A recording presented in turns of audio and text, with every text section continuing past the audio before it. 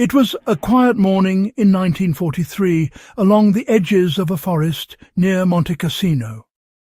A group of Allied scouts crept through the mist, expecting calm, until a glint of light flashed from a hillside. That single reflection, no bigger than a coin, was their warning. Moments later, the scouts realized they were seconds away from walking straight into a German ambush. They retreated, regrouped, and lived to fight another day. What saved them wasn't a weapon, a radio, or even luck. It was a small scratched piece of mirrored glass known as a field mirror. Today we're uncovering the forgotten story of that simple survival tool that saved dozens of soldiers, and how its principles still apply for modern outdoor survival, signaling, and awareness. This small mirror wasn't just for shaving, it was a battlefield lifesaver.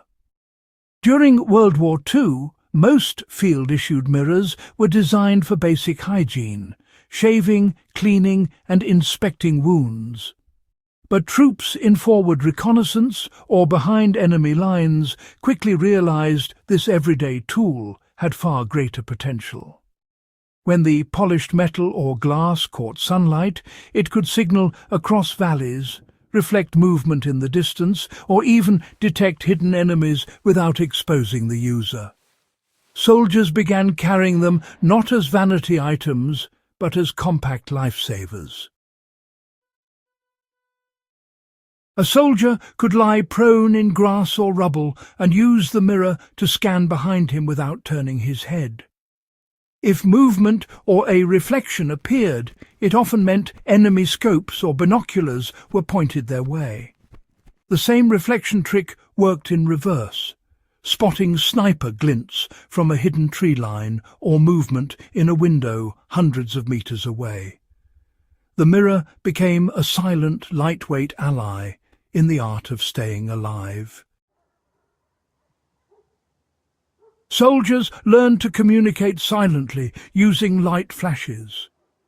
When radios were compromised or batteries failed, units relied on Morse code flashes using a mirror and sunlight. This wasn't improvised.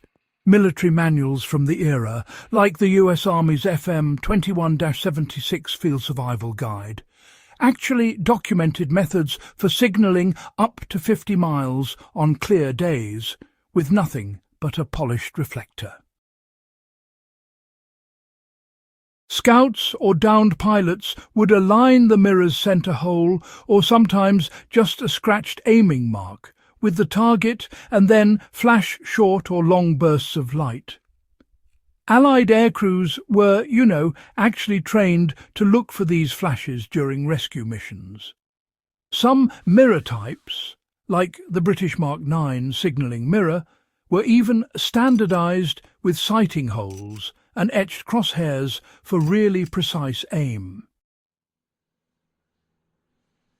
In practice, this meant a stranded pilot could call for rescue without shouting, moving, or firing a flare, all of which could, easily expose his position to the enemy. It was stealth and technology meeting simplicity in one tool. The field mirror wasn't only used for communication. It became a defensive trick to spot danger first. Patrols in North Africa and Italy learned to use mirrors to detect reflections from distant optics. A sniper's scope or binocular lens often caught sunlight for just a second. With patience, soldiers could scan hillsides using their mirrors, moving them slowly to catch that telltale flash of enemy glass. The technique was simple, but honestly genius. Instead of risking your head over a rock or trench, you'd hold the mirror at a low angle and tilt it upward, catching a reflection of what was ahead. The mirror showed what your eyes couldn't without exposure. Many credited this practice with preventing ambushes and, saving entire patrols. This wasn't theoretical. In war diaries from the 3rd Reconnaissance Troop in Italy, soldiers wrote that their mirrors saved their skins more than once.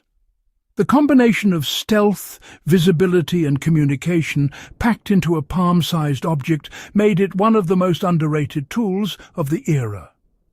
While we're not crossing battlefields anymore, the principles behind the Second World War field mirror still have practical value. If you spend time hiking, hunting, or exploring the outdoors, a mirror can be one of your most powerful pieces of kit. In modern survival training, mirrors are still used for signaling rescue aircraft, checking for injuries in hard-to-see spots, or watching for movement without revealing your position. To apply this in real life, start by carrying a small, polished stainless steel mirror in your pack. You can even use a compact cosmetic mirror or a reflective piece of aluminum if it's smooth enough. When hiking, practice signaling by aiming sunlight at a distant object. It trains your hand-eye coordination the same way Second World War scouts did. For self-defense or situational awareness, a mirror can help you scan corners or behind you without moving your body. Ideal in both wilderness and urban settings. If you want to replicate Second World War technique, follow these steps. Hold the mirror at chin level, tilt it forward until you can see the reflection of the area ahead without raising your head. Move it slowly. Fast movements ruin the reflection pattern. If you catch a flash or movement that seems unnatural, freeze and observe. The same trick works if you're spotting wildlife or watching a trail without being seen. When we talk about forgotten tools from the Second World War, most people think of bayonets, entrenching tools, or old compasses. But the humble field mirror, simple, cheap, and versatile, might be one of the most brilliant survival designs of all time. It required no batteries, made no noise, and could mean the difference between life and death. Its effectiveness lay not in its materials, but in the creativity of the men who used it. Many of these original mirrors now sit in collectors' cabinets or war museums, but their lessons remain timeless. Whether you're a historian, a bushcrafter, or a backyard survival enthusiast, this relic reminds us that the simplest tools often carry the most ingenious designs.